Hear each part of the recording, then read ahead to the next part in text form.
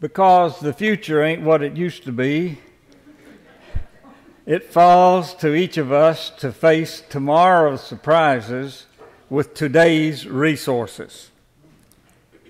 In spite of what theologians claim and we grew up with, even God isn't omniscient. Now, think about it. Think about it a minute. That's because free will cannot be reconciled with foreknowledge.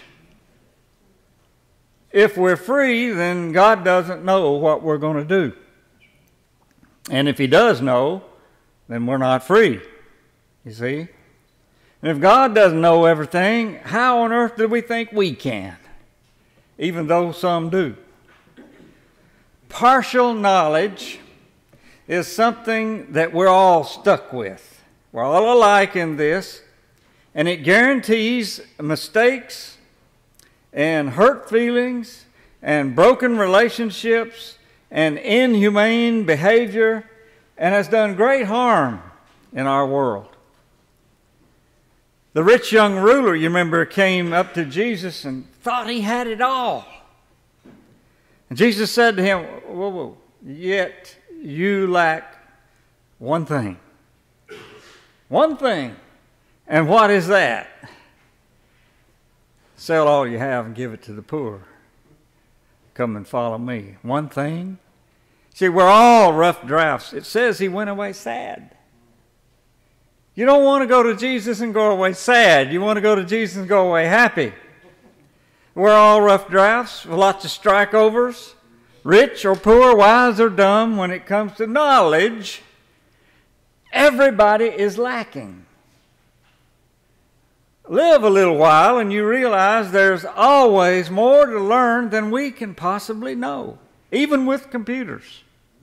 And there's always more going on in any given situation than we can see. From where we sit, we're in no position to claim total accuracy. And we just live with that. I know you know that, but sometimes it's good to point it out. If you have the humility to own this about yourself, then this text in 1 Corinthians is for you. The Scriptures are well aware of our limited ability to know. We know in part, said Paul, and our preaching is in part. What? Here's a preacher jumping on himself. But he's right. We know in part, our preaching is in part, but when the perfect comes, the perfect, that which is imperfect shall be no more. Someday. Till then, we live on a continuum between the perfect and the imperfect, and thus our Herculean challenge in life is to learn how to live together before we're fit to live with. Some people never make it. The apostle likened the state of our knowledge to a blurred reflection in a mirror. And he looked into the mirror, and it's blurred. It's distorted. Our ability to love somebody through a glass darkly.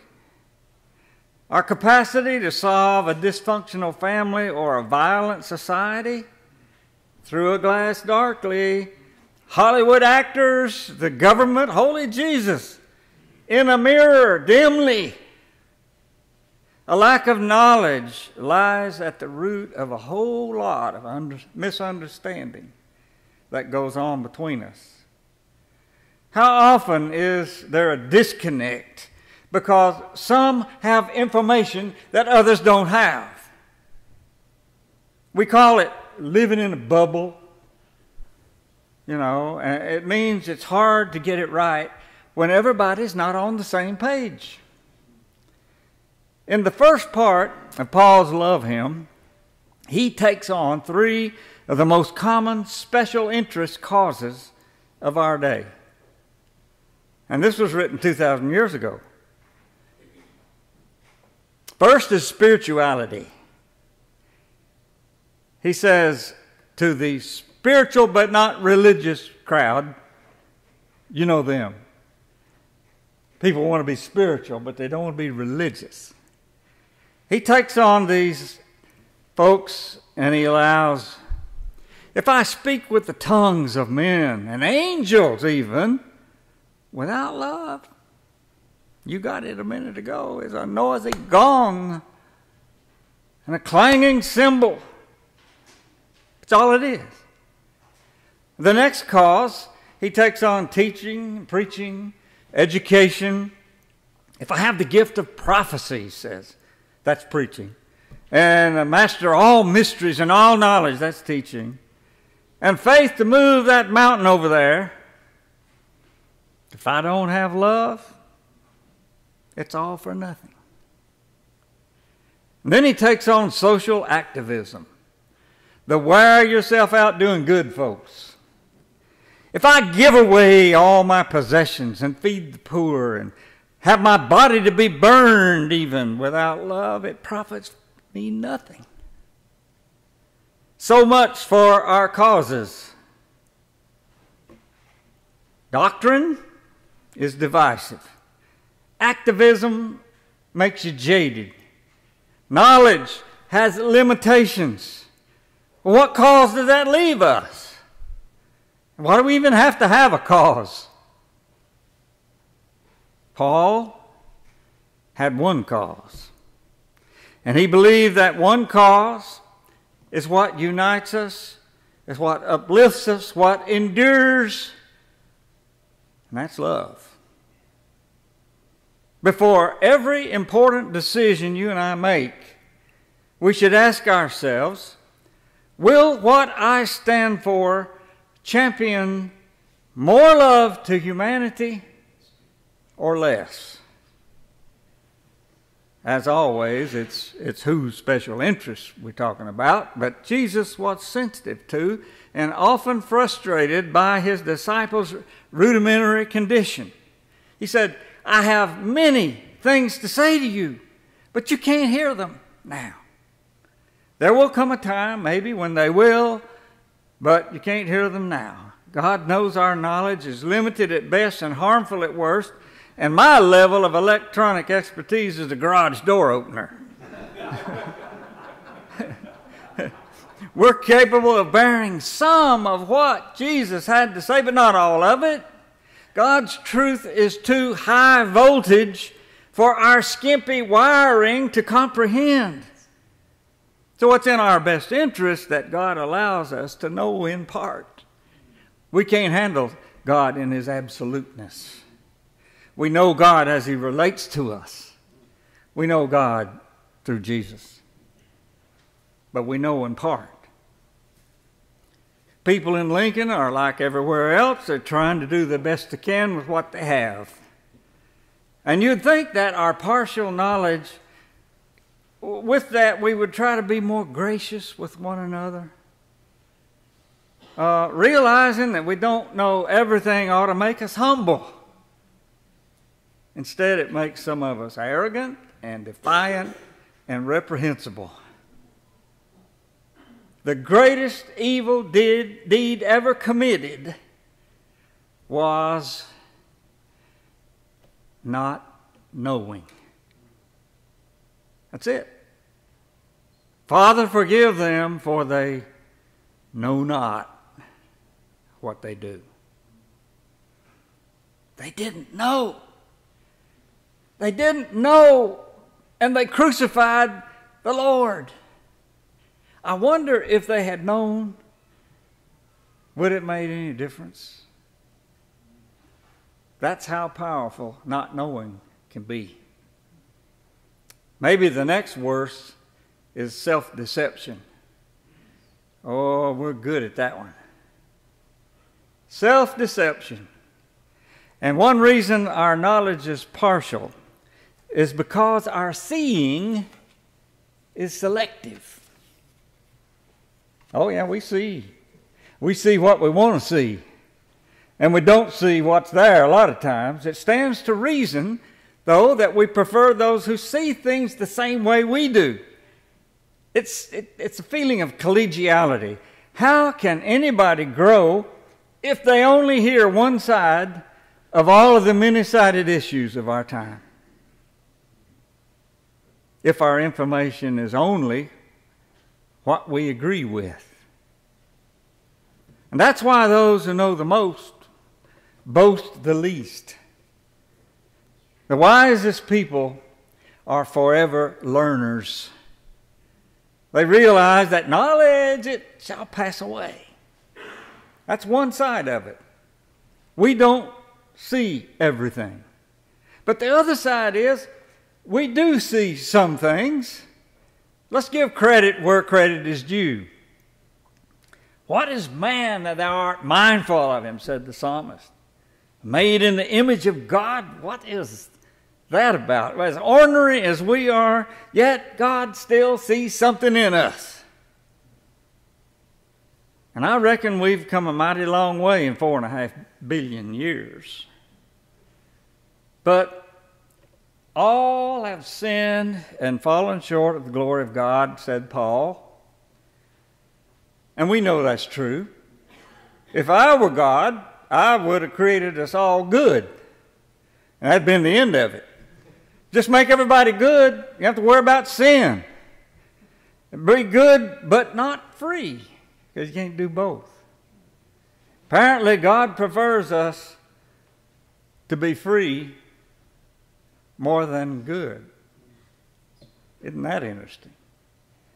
Free with imperfect knowledge, which means growth and not perfection is acceptable with God. The 25th chapter of Matthew describes Jesus' encounter with a cautious young man. He hid his talent in the ground. He dug a hole and put it in the ground rather than risk losing it. If I don't hide it, I might lose it. Fear, you see. He's afraid of failing. Failure is a hard thing to deal with. So he dug a hole, put it in the ground. He thought Jesus was a hard man. You know, Jesus called a lot of things, but this guy called him a hard man, and he couldn't be more wrong. And then God has some strong words for those who refuse to give him all that's unfinished in our lives, to neither exploit it in arrogance or hide it in cowardice. The opposite of masking and spinning and hoodwinking is confession. That's why we come to church, where we know as we are known. Here we don't pretend. You don't have to pretend you know everything or even act like it. But we do know some things.